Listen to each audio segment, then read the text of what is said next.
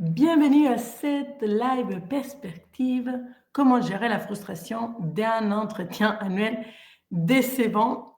C'est une problématique majeure qui est ramenée régulièrement en coaching à cette période, février-mars, parce qu'il y en a pas mal de personnes qui vont arriver en entretien annuel et qui ne vont pas du tout avoir la reconnaissance, les retours qu'ils s'attendaient. Donc, c'est extrêmement intéressant d'étudier cette problématique, surtout qu'elle est vraiment d'actualité par rapport à la période. Donc, comme d'habitude, je reprends un verbatim, soit de session de coaching, soit de appel découverte avec moi. L'objectif étant toujours de mettre du contexte et pouvoir les décortiquer ensemble, analyser comment vous pouvez, de votre côté, mieux gérer cette situation, vous offrir une nouvelle perspective. Donc, voici ce que j'ai reçu de la part de Elodie, qui est responsable financière. Je fais un travail de fond, je m'investis énormément. Mais en entretien annuel, on ne retient que ce qui se voit. Cette année, j'ai structuré des process qui ont permis d'éviter plusieurs risques majeurs, mais comme tout s'est bien passé, personne ne s'est rendu compte. En entretien, mon manager a surtout mis en avant les projets portés par ceux qui ont fait de bruit. Alors, ici, déjà, on est sur la problématique de quelqu'un qui va s'investir à fond, qui va tout donner, qui est extrêmement engagé. Donc, on est dans un profil de quelqu'un qui fait très bien son boulot, qui va peut-être même faire les extra miles et qui va ressentir énormément de frustration parce que tout le travail qu'il a fait en sous-marin n'a pas été perçu, n'a pas été véritablement ou potentiellement même compris dès la part de son manager. Donc, j'ai envie de dire, on n'est pas sur une reconnaissance financière, parce qu'elle ne me parle pas de je n'ai pas eu mon augmentation, je n'ai pas eu mon bonus. On est véritablement dans une reconnaissance émotionnelle. Et vous pouvez avoir besoin de deux. C'est important que vous définissiez juste quel est le type de reconnaissance que j'attends par rapport au travail fourni. Et si c'est les deux, émotionnelle et financière, c'est super. Si c'est juste une seule, vous allez pouvoir utiliser et mettre en place des clés spécifiques. Donc, déjà, la partie émotionnelle, ça touche à quoi? Ça touche à être reconnu pour nos efforts, être reconnu pour nos capacités, être reconnu pour nos aspirations ou pour notre potentiel. OK? Et si on n'est pas reconnu et qu'on a une attente, grosso modo, on va très rapidement disparaître, on va très rapidement se sentir invisible, on va très rapidement sentir que finalement on n'existe pas parce que les autres ils se sont pas rendus compte de l'effort monumental ou de la potentialité qu'il y en a et on n'arrive pas à voir tout le potentiel que j'ai. Moi j'ai des personnes aussi qui me disent mais les gens ils voient pas tout le potentiel, je pourrais faire ça et ça aussi, mais quand on a ce job, donc il y a de la frustration et de la tristesse même ou de la colère aussi dans ce type de situation. Donc, la première chose pour vous, jeter une bombe, ne soyez pas fâchés, et si vous voulez être fâchés avec moi, vous pouvez l'être aussi, je le vivrai bien, c'est que c'est un problème partagé, ok? C'est un problème partagé et c'est un problème systémique avant tout. C'est pas un problème d'individu, c'est qu'aujourd'hui, on vit dans une société dans laquelle on est tous à 10 000 à l'heure, dans laquelle les to-do, les agendas, tout est saturé. Et donc, les personnes, ils manquent de temps et de l'énergie pour véritablement être capables de savoir tout ce qui se passe autour de eux. OK? Donc, quand on me dit, oui, mais on met juste en valeur ce qui est visible, c'est parce qu'on met en valeur ce qu'on a pu capter. On a capté qu'il avait ça et ça parce qu'un tel a parlé. Donc, on a capté ça. Et on n'a pas capté tout ce que tu as fait en sous-marin parce que tout simplement, tu l'as fait en sous-marin et personne ne l'a vu. Donc, l'idée, c'est pas de devenir arrogant, c'est d'ailleurs un des points essentiels qu'on va voir ensemble, mais l'idée, c'est de pouvoir accepter qu'on a une part de responsabilité dans cette valorisation, dans cette reconnaissance. Dans un monde idéal, dans un monde parfait, on devrait tous avoir l'espace mental et énergétique pour être capable de reconnaître un membre de son équipe, tout le travail qu'il a fourni, pour reconnaître à chaque personne tous les efforts qui sont fournis. Or, problématique de manque de ressources et de manque de moyens en entreprise, on ne peut pas être partout et avoir des yeux tout le temps. OK? Donc, moi, j'ai envie de vous inviter en première étape à véritablement comprendre qu'on est dans un système qui n'est plus construit comme un système scolaire, n'est plus construit comme un système de notation où si tu fais le devoir, comme c'est le même devoir pour tout le monde, bah, tu vas être classé de telle manière. Ici, on est sur des devoirs multiples qui donnent des classements multiples. Donc, votre objectif, c'est de sortir de cette idée de méritocratie, de si j'ai fait le devoir, je vais avoir la bonne note.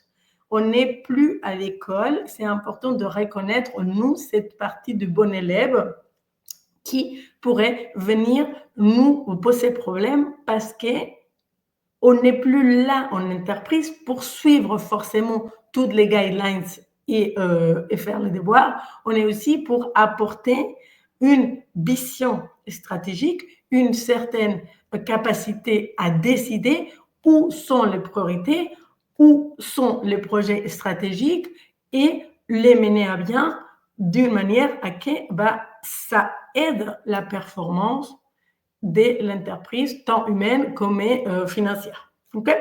Donc, ça, c'est de sortir de « mon manager ne voit pas, donc il ne m'apprécie pas ». Mon manager ne m'a pas reconnu, donc je suis nul. On y est plus dans une compréhension des le système est saturé. Il va falloir que si je veux que ça soit bu, il va falloir que je puisse donner un peu de visibilité. OK? Donc, responsabilité partagée et culpabilité d'un système qui est saturé. Deuxième point essentiel que j'ai envie d'aborder avec vous, c'est qu'on a beaucoup de attachement aux résultats. Je veux faire des efforts cette année, je mets en place des choses parce que je veux qu'on me reconnaisse. Et si on ne me reconnaît pas, en fait, l'écart entre j'ai donné et je reçois est tellement, et je reçois pas, pardon, est tellement énorme que ça crée une tension interne très forte. Donc, l'objectif, c'est de ne pas créer un gap qui dure un an entre je fais tout ça et je te le dis, mais de créer une espèce de rythme qui va être le vôtre, je vais vous donner plusieurs options, qui va permettre à chaque fois être capable de communiquer, de faire savoir ce sur quoi vous travaillez. Pourquoi c'est si difficile de faire savoir? Et pourquoi c'est si difficile de mettre en réalité ces plans de communication, de marketing de son travail? C'est parce qu'on est clivé dans des comportements. Parce que, encore une fois, moi, je viens dire que c'est la faute du système, parce qu'en réalité, il y a énormément qui vient de la manière dans laquelle on est éduqué, de ce qui est acceptable socialement. Et donc, ce sont véritablement de perspectives qui nous sont données très, très jeunes et qui construisent notre identité. C'est toutes les choses qu'on ne veut pas être. Quand on se met en valeur, quand on prend de la lumière, quand on parle de soi, qu'est-ce qui se passe? On va se dire, je vais devenir arrogant parce que je veux parler que de moi, imbué de moi, je vais avoir un gros melon, je vais prendre trop de place. Et donc, du coup, toutes ces traits de personnalité sont, entre guillemets, inaccessibles. On est éduqué à rester humble, on est éduqué à ne pas se vanter, on est éduqué à on va voir ma valeur, on va me la reconnaître parce que c'est le système scolaire. Et du coup, le fait de devoir se dévoiler, c'est déjà aller contre le système. contre la règle. Il suffit qu'on ait été éduqué dans le respect de la règle pour que ça crée déjà problème en termes. Okay? Même si mentalement vous comprenez qu'il faut se mettre en lumière, à l'intérieur de vous, ça va dire non, non, non, non, non, parce que je ne peux pas prendre le risque de devenir de quelqu'un prétentieux, quelqu'un qui se vante, et donc je préfère me mettre en retraite ou ne pas parler parce que ça serait trop dangereux d'y parler. Je pourrais être déçue de ne pas être qui suis-je. Mais en réalité, il est important que vous reteniez que humble, discret, a une polarité de l'autre côté qui est prétentieux et visible, voyant, bruyant, et que vous avez besoin de deux. Vous avez besoin de non rester clivé d'un côté, mais de pouvoir accéder et naviguer entre les deux. Parce qu'être humble, c'est une qualité immense. Et vous n'allez pas la perdre en parlant de votre travail. Mais il y aura des moments dans lesquels vous devriez prendre une posture de quelqu'un qui se vante d'un résultat, de quelqu'un qui se met en lumière. Les problèmes de clivage n'est pas en réalité se mettre en lumière ou prendre la place. Le clivage, il vient du fait que vous pensez et vous avez des images des gens qui l'ont fait avec une forme pas correcte. Et c'est ça qui crée la tension émotionnelle. Je ne veux pas devenir comme eux. Et ça peut être, je ne veux pas devenir comme mon père, je ne veux pas devenir comme mon ancien manager, je ne veux pas devenir comme Jean-Michel, parce que Jean-Michel, la seule chose qu'il fait, c'est parler tout le temps de lui, de ses projets, et il n'écoute rien, et il n'a rien à foutre de personne. Mais lui, dès qu'il a une opportunité d'ouvrir la bouche, c'est toujours pour raconter combien il avance dans ses projets. Donc, c'est normal que si vous prenez un rôle modèle qui vous inspire zéro, vous savez avoir zéro envie et un gros clivage à rester dans cette valorisation de « je suis quelqu'un d'humble ». Okay? Donc, c'est nécessaire de créer une certaine conscience de qu'est-ce qui me dérange réellement de cette valorisation. Qu'est-ce qui me dérange réellement des Jean-Michel, des Julie ou des Pierre qui prennent beaucoup de place, des Claudia qui prennent de la place? Qu'est-ce qui me dérange? Est-ce que c'est le ton? Est-ce que c'est les mots? Est-ce que c'est la fréquence? Est-ce que c'est le fait que derrière, après, il n'a rien à faire de ce que moi je dis ou de ce que les autres disent? C'est quoi qui, dans cette personnage, cette personne, vous voyez pas y être? Pour que vous reconnaissiez le trait de caractère qui est véritablement complètement inaccessible aujourd'hui pour vous, et vous dites jamais de la vie je ferai ça, mais tout le reste, je suis plus à l'aise. Si vous décortiquez, vraiment, vous figez une personne, vous la décortiquez et vous allez voir que ce qui vous gêne dans cette personne qui prend la place, il n'y en a pas un, mais plusieurs éléments. Comme ça, vous allez pouvoir accéder déjà un petit peu à certains éléments, vous testez. OK? Maintenant, dans l'optique de « je suis déçu de l'entretien », c'est parce que je m'attendais à un résultat qui n'est pas arrivé. Or, vous savez potentiellement faire l'autruche. Faire l'autruche, c'est de dire ne pas demander des feedbacks réguliers. De vous attendre les jours J en mode tout est parfait, ils vont me dire oui. Et si je mes exemples toujours un peu en relation amoureuse parce que je trouve ça toujours tellement parlant. C'est comme si vous avez commencé à sortir avec quelqu'un en date, ça se passe bien, mais pendant un an, vous ne l'envoyez pas d'SMS, vous ne lui dites pas que vous l'aimez, vous ne le voyez pas ou très peu. Dès que vous vous retrouvez pour faire des choses, vous racontez rien de vous, rien de votre vie, rien de ce que vous êtes en train de faire, rien, vous donnez rien. Et les jours de mariage, vous vous attendez à que ça soit un oui absolu. Et quand on vous dit non, on vous dit mais pourquoi tu me dis non si ça fait un an qu'on est ensemble et tout allait bien? Et la personne en face lui dit, ouais, non, mais attends, tu m'as jamais dit sur quoi tu étais, où tu allais, qu'est-ce qui t'intéressait, ce qui t'a motivé, quelles étaient tes ambitions. Donc, je ne peux pas te dire oui si je n'ai pas toute cette info. Ça ne viendrait même pas à l'esprit de ne pas donner ces informations qui vont permettre que la personne va se faire un avis sur nous et qui va pouvoir décider si oui ou non elle veut se marier avec nous. Et certaines personnes qui cachent beaucoup d'informations, ils se marient et puis quelques années plus tard, ils vont montrer ça et potentiellement ce ne sera pas un bon match. Donc, le plus vous dévoilez, le plus ça donne de la possibilité à l'autre pour vous connaître. Ça donne le plus la possibilité pour mieux travailler ensemble. Okay? Donc, je veux faire basculer dans tous les bénéfices à vous mettre en lumière. Parce qu'aujourd'hui, si vous ne le faites pas, et que vous prenez des espèces de claques pendant l'entretien, c'est parce que vous n'avez pas forcément travaillé cette visibilité en amont. Vous ne savez pas calibrer cet alignement entre ce qui est attendu de moi et ce que je suis en train de délivrer. Et les jours de l'entretien, vous prenez un non monumental qui vous fait très, très mal. Okay? Donc, on arrête de faire l'autruche et on commence à demander cette feedback.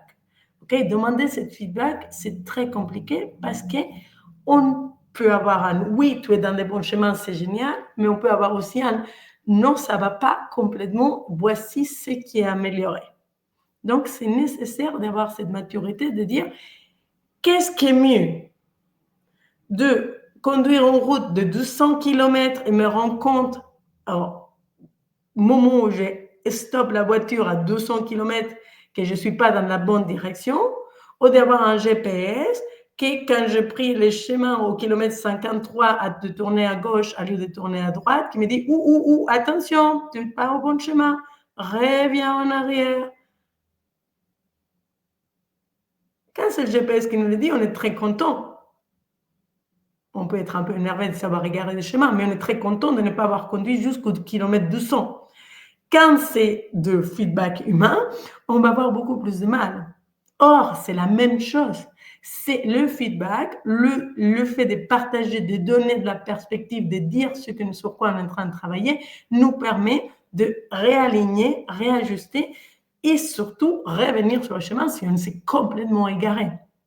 Okay? Ça marche pour l'entretien annuel, mais ça marche aussi sur la gestion projet, ça marche aussi pour les gens qui sont par exemple en développement commercial, en business dev, sur l'avancement sur les comptes. Le plus vous donnez de l'information de où vous êtes, ce que vous êtes en train de mettre en place, le plus vous pouvez avoir un certain feedback, soit des marchés, soit de clients, soit de votre N+1 ou de vos peers, pour vous réajuster.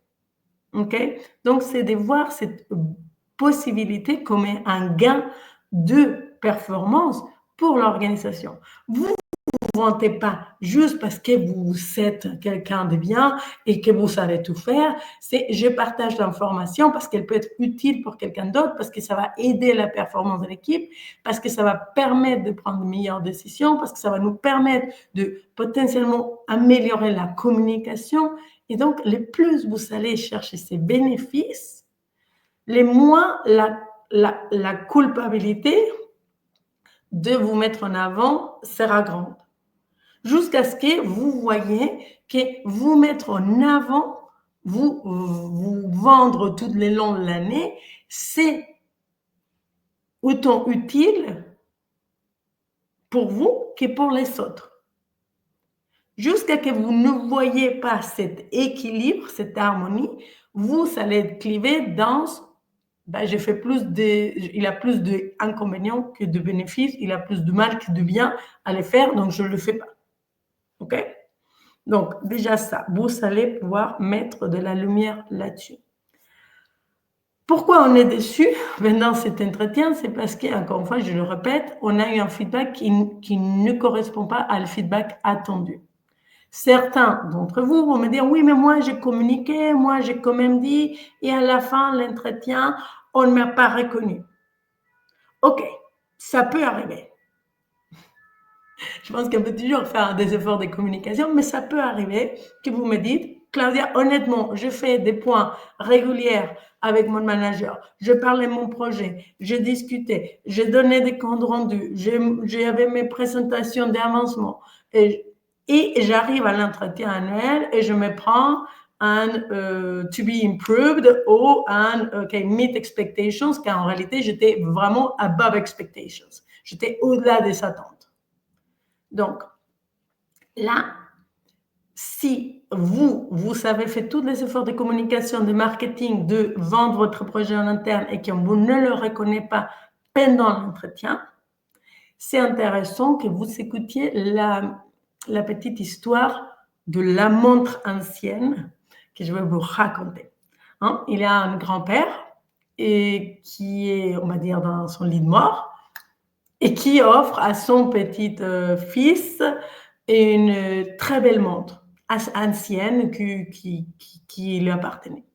Et il lui dit, tiens, cette montre, la proposer en vente au marché du dimanche et tu me diras combien d'argent il te donne pour cette montre. Le petit fils, il dit, OK, super. Il prend la montre, il la montre à le monsieur expert du marché du dimanche. Et le monsieur, il dit, écoute, je te donne 100 € pour cette montre. Le petit fils, il dit, OK, super, j'ai 100 € pour cette montre. Il revient et il dit, le monsieur du marché, il me donne 100 € pour cette montre. Le grand-père dit, OK, super, très bien. Maintenant, je vais te demander d'aller voir le bijoutier qui est à l'angle pour voir combien il te donne pour cette montre. Bon, le petit-fils, il dit, OK, super, je vais aller voir. Il marche, il arrive, il donne la montre, le bijoutier l'observe, il regarde, etc. Il examine, il dit, je te donne 500 € pour cette montre. Et là, le petit-fils, il est incroyablement heureux parce qu'il il est passé de 100 à 500 et donc du coup, il revient, il dit, il faudrait le donner au bijoutier parce que lui, il était dans 500, etc. Le grand-père dit, OK, super, très bien. Donc maintenant, je vais te demander de l'amener à une maison d'enchères où tu vas voir vraiment un expert qui va pouvoir dater, etc., la montre. Très bien. Même chemin, il arrive, il prend rendez-vous, et quand le monsieur il regarde la montre, il dit, mais cette montre il a une valeur mais énorme parce qu'il a été produit ou il a fait ci ou je ne sais pas quoi, etc., etc., etc. Il fait toute une analyse, il dit, je te donne 5 000 € pour cette montre. Et le petit-fils, il revient et il donne la montre à son grand-père. Il dit, mais il nous donne 5 000 € pour cette montre. Le grand-père, il prend la montre, il dit, un jour, il sera à toi. La seule chose que je veux que tu retiennes, c'est que la montre, elle n'a pas changé. La montre, elle est la même. La montre, elle est exactement la même dans les 3 endroits. Ce qui change, c'est la capacité de la personne en face à véritablement voir sa valeur. Et c'est exactement ça qui peut nous arriver aussi dans nos entretiens annuels. Est-ce que la personne que j'ai en face, elle est en capacité pour véritablement voir ma valeur? Des fois oui, des fois non. Et c'est là aussi où, quand on sort d'un entretien annuel, on peut calibrer ça sur une optique de est-ce que là, la personne en face, elle voit ma valeur. Est-ce que malgré tous mes efforts de communication, etc., de marketing, si elle ne le voit pas, c'est peut-être que je ne suis pas à la bonne place. Je ne suis pas en train de vendre la montre au bon endroit. Je ne remets pas en question forcément ma valeur. Je veux potentiellement remettre en question l'expert qui est en train d'évaluer la valeur. Et c'est essentiel que vous ayez cette capacité à aussi voir que des fois, on n'est plus au bon endroit, mais qu'on a une part de responsabilité. Nous, notre devoir, c'est de pouvoir communiquer. Si les petites filles, ils n'avaient jamais ramené la montre à l'expertiser au marché ou au bijoutier ou au mec des enchères, il n'aurait jamais véritablement communiqué sur le fait qu'il avait cette montre. Donc ça, c'est essentiel. C'est essentiel que vous le fassiez. C'est essentiel que vous preniez ce que vous avez fait et que vous allez voir quelqu'un qui vous lui dit, écoute, j'ai ça, j'ai mis ça en place, j'ai développé ça, etc., etc. Et vous pouvez le faire de la manière la plus humble, la plus professionnelle, la plus discrète que vous voulez.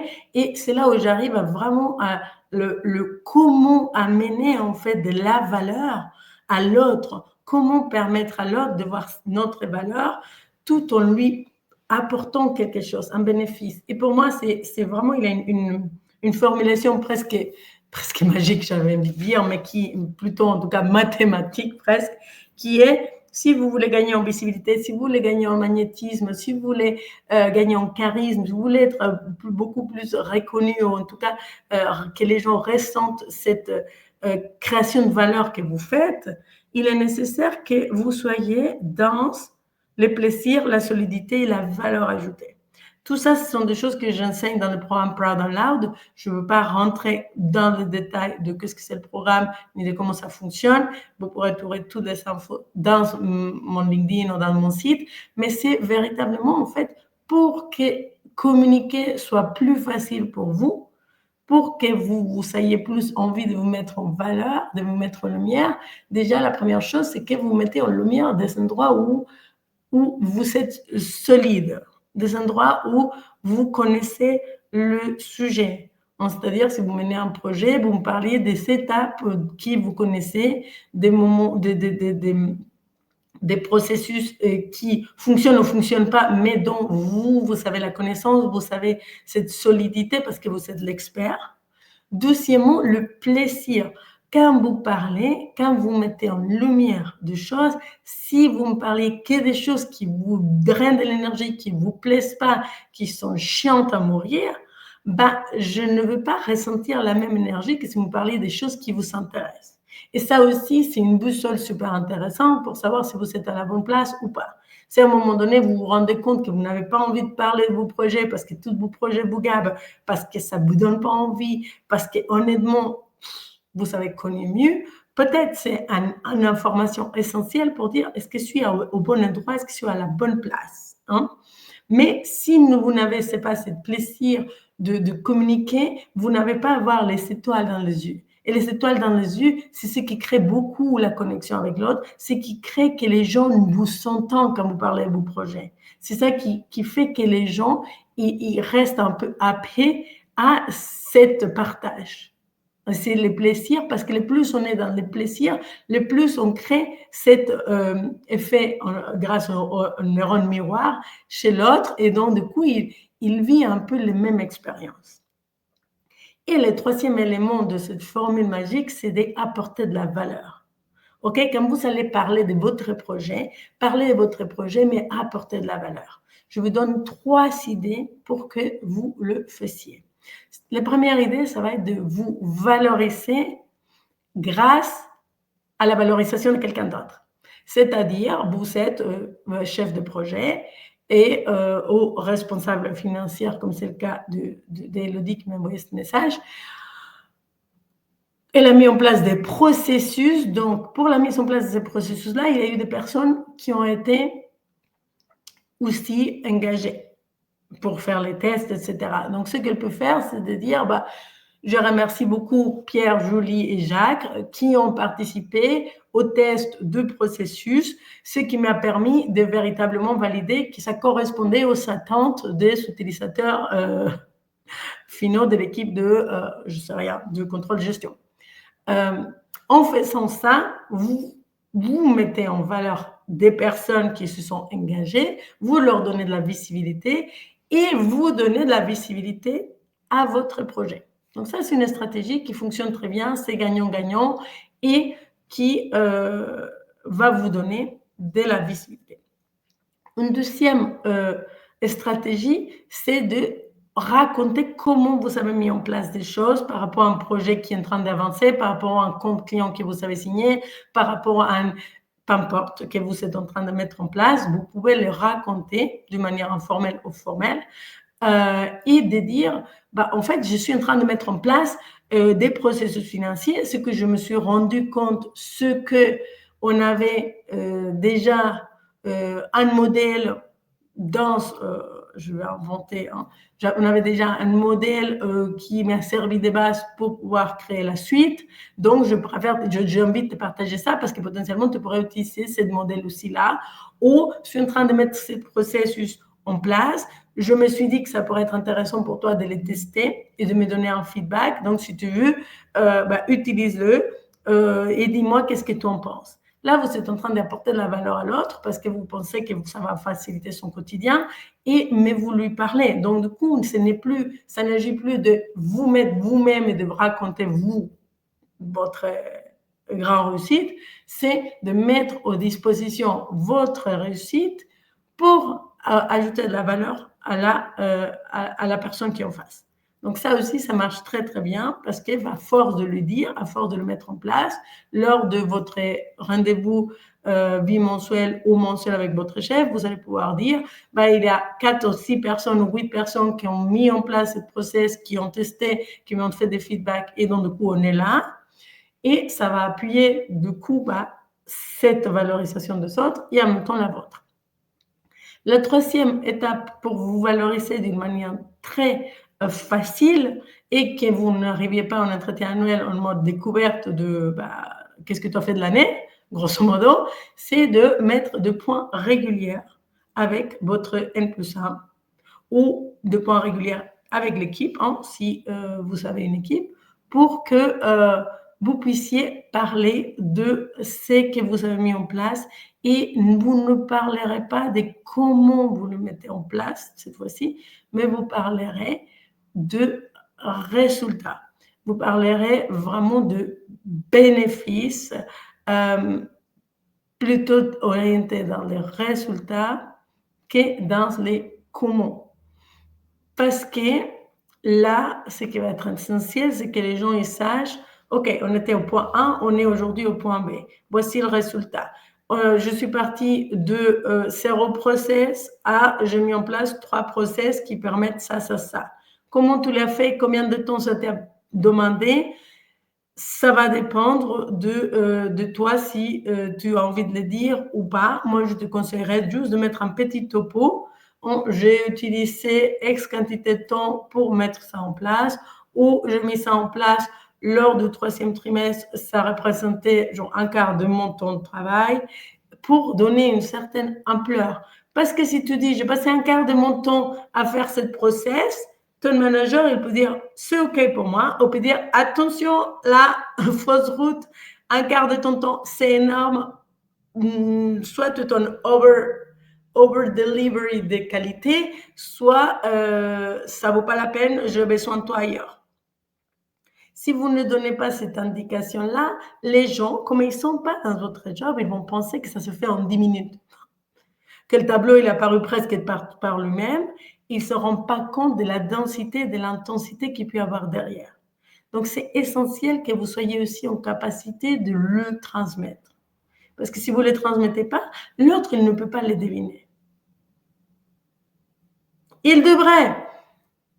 Peut-être il devrait, mais on ne va pas compter sur le fait qu'il devrait. Vous allez être suffisamment vocal pour le faire. Donc, si on résume, un entretien annuel, ça ne se passe pas une fois par an, ça se passe tout le long de l'année. Votre objectif, c'est de préparer tout le long de l'année pour que quand cette conversation arrive, en fait, il n'y ait presque pas de surprise. Ça soit presque un rendez-vous récap de ce qu'on s'est déjà dit. Ça soit un rendez-vous récap pour lancer l'année. Et donc, ça va vous enlever une stress et une pression monstre parce que vous allez avoir de la clarté sur toute l'année. La préparation, vous noterez vraiment, OK, quelles sont les demandes qu'on me donne et quelles sont les ambitions, les envies que moi j'ai et comment je fais converger les deux. Est-ce qu'ils sont compatibles? Est-ce qu'ils ne sont pas compatibles? dans un entretien annuel, même s'il a déjà été décevant parce qu'on vous a dit, vous a donné un feedback qui était difficile ou on vous a pas assez reconnu, vous pouvez toujours le rattraper. Et ça, c'est un cadeau d'aujourd'hui. Pour rattraper un entretien annuel qui a déjà été décevant, c'est de recaler un point avec son N+1 à 12 semaines, 3 semaines, un mois, et c'est un one-on-one pour discuter. Vous allez démarrer votre conversation en disant ben, j'ai beaucoup réfléchi suite à notre entretien annuel, suite à ce qu'on s'est dit, et je te propose de fonctionner de cette manière pour cette année. Et là, vous allez dérouler la manière dans laquelle vous allez fonctionner. C'est-à-dire, je te propose de faire un rendez-vous bimensuel pour nous donner de la nana. Je te propose de faire un déjeuner mensuel je te propose de de t'envoyer un espèce de quarterly report avec les points essentiels. Je te propose, et là, vous êtes force de proposition, vous êtes déjà en train de prendre en main cette année qui a déjà, entre guillemets, mal démarré avec cet entretien qui est décevant. Donc, avec ça, moi, j'ai envie de vous rappeler que des fois, vous avez tout compris mentalement, on a déjà intégré, on sait ce qu'on doit faire, mais qu'il y a des freins émotionnels, des freins de comportement, de personnalité, d'identité, qui vont vous empêcher de mettre en place les actions, même les plus logiques.